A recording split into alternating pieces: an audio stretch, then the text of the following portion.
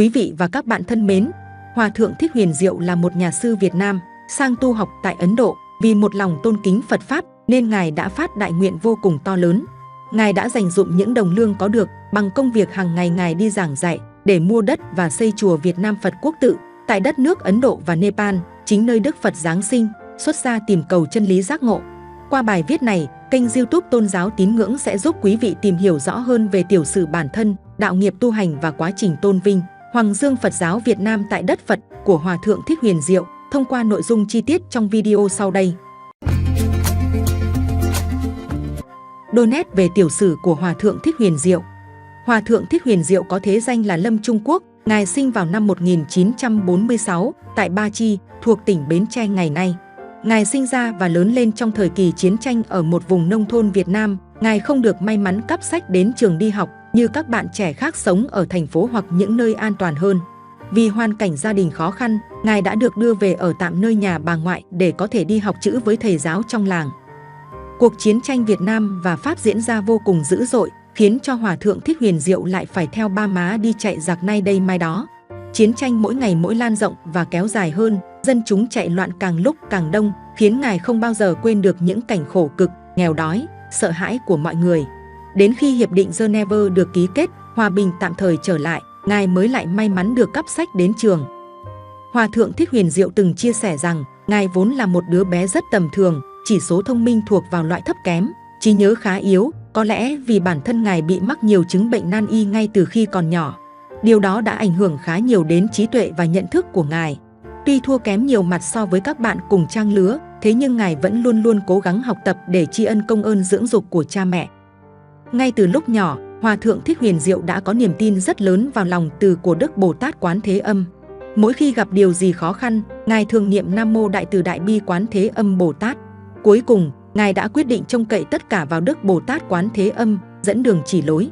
Nhiều ngày trước khi ra đi, Ngài đã đem những hình Phật, ông tiên bà tiên mà Ngài đã sưu tập từ lâu, rồi âm thầm cầu nguyện để chuyến đi trốn khỏi nhà thành công tốt đẹp. Khi Ngài rời khỏi nhà chỉ vỏn vẹn có một bộ đồ trên mình, không có một đồng tiền các bạc nào dắt lưng. Khi bỏ nhà lang thang, Hòa thượng Thích Huyền Diệu lâm vào cảnh đói rách, khổ sở. Đúng lúc tuyệt vọng nhất thì phép mầu nhiệm đầu tiên đã đến với Ngài. Trong lúc lần đường tìm về nhà cha ở tỉnh Bến Tre, khi tới phà Mỹ Tho, Ngài vừa bước xuống thì gặp một vị sư thầy mặc áo nâu. Vị sư thầy đó kêu tên thật của Ngài thật lớn khiến cho Ngài vô cùng ngạc nhiên. Dương đôi mắt lấp lánh tràn đầy sự ngạc nhiên, thầy Thích Huyền Diệu gặng hỏi, thầy là ai ạ?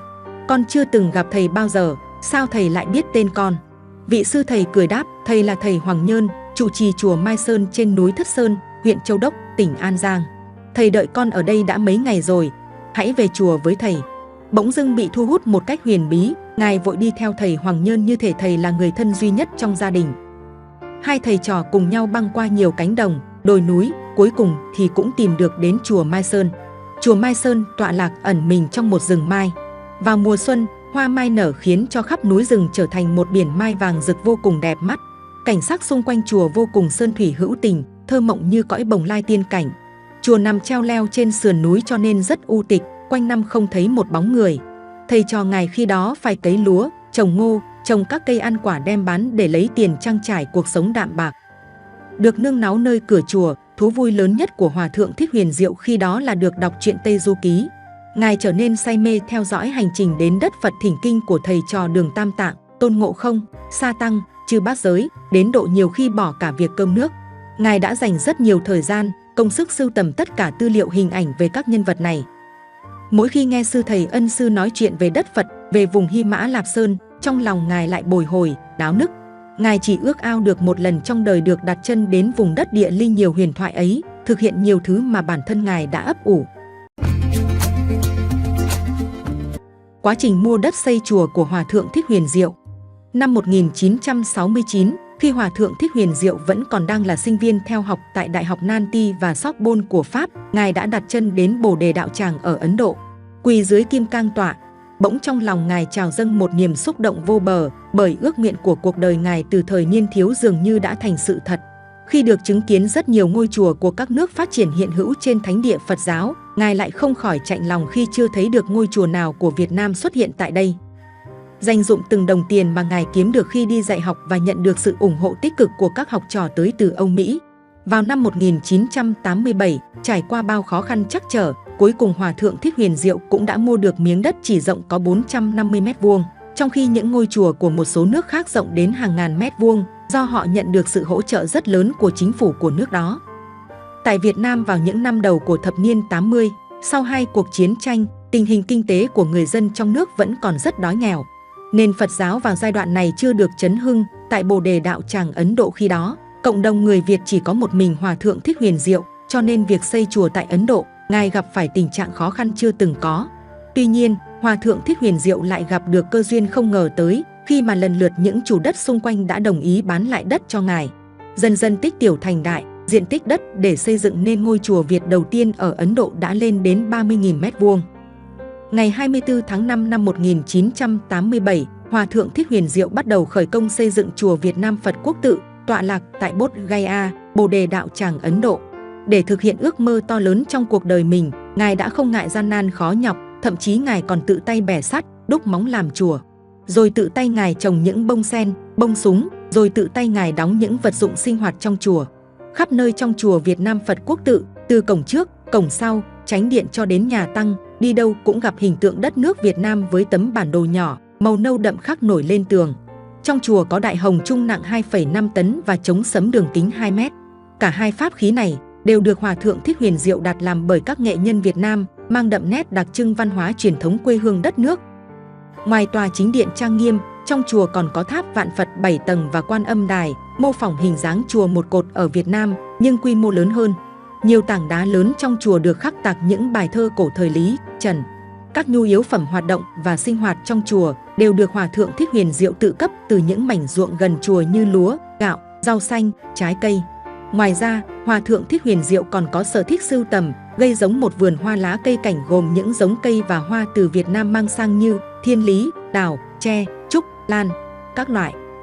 Khi ước nguyện lớn nhất được thực hiện, Hòa thượng Thích Huyền Diệu tiếp tục thực hiện ước nguyện thứ hai.